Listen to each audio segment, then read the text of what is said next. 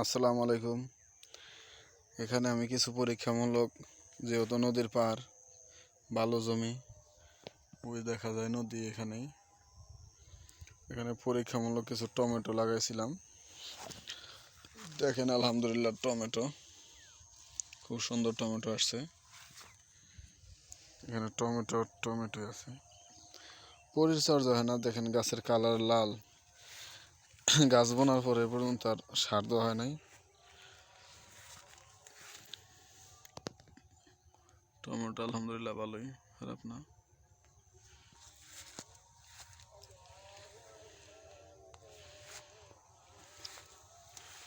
Tomato গাছের height 5 থেকে 5.5 feet height হয়ে গেছে।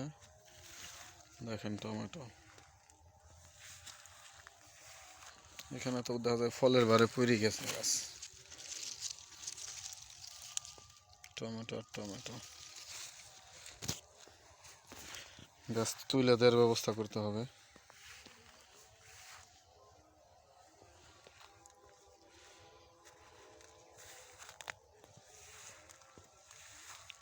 আলহামদুলিল্লাহ ভালো টমেটো আসছে, যদিও তেমন পরিচর্যা নাই, তেমন কিছু এখানে আসা হয় না। আজকে 6 দিন পর আসলাম এই জমিতে, কারণ আপনারা জানেন আরও শসার জমি আছে, টমেটো আরও একটা জমি আছে, সিম ক্ষেত আছে। এগুলোর কারণে আসা হয় না তেমন এখানে, কারণ সময় দিতেছি ওইদিকে। হয়তো 5-7 দিনের মধ্যে শসা হারভেস্ট শুরু হয়ে যাবে। দেখেন, হয়তো মোবাইলে তেমন বোঝা যাইতেছে না। আলহামদুলিল্লাহ অনেক টমেটো আছে এখানে, শুধু টমেটোই।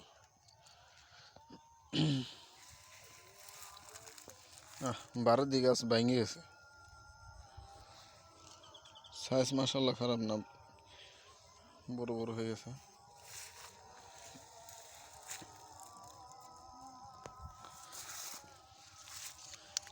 শুধু টমেটো।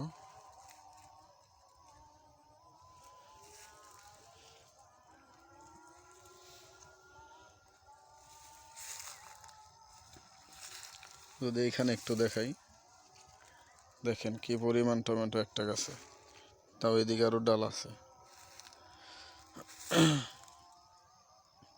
তো আলহামদুলিল্লাহ ভালো টমেটো আসছে।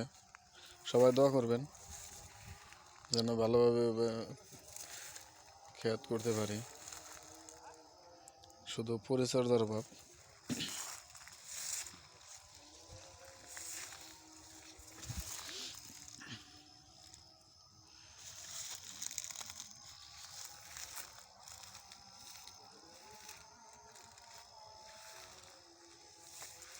প্রচুর পরিমাণে টমেটোর ভারে ডাল ভাঙে পড়ে গেছে। দেখেন টমেটো হয়তো ক্যামেরা তেমন বোঝা যাইতেছে না। দেখেন এদিকে শুধু টমেটো, ডালগুলা ভাঙে গেছে টমেটোর ভারে। দেখেন এখানে কত জোপায় টমেটো, এখানে এক জোপায় 6টা আসছে। দেখেন ওই সাইডেও টমেটো, গাছটা ভরপুর টমেটো আছে আলহামদুলিল্লাহ। তো ভালো থাকবেন সবাই, আসসালামু আলাইকুম। তো সবাই ভালো থাকবেন।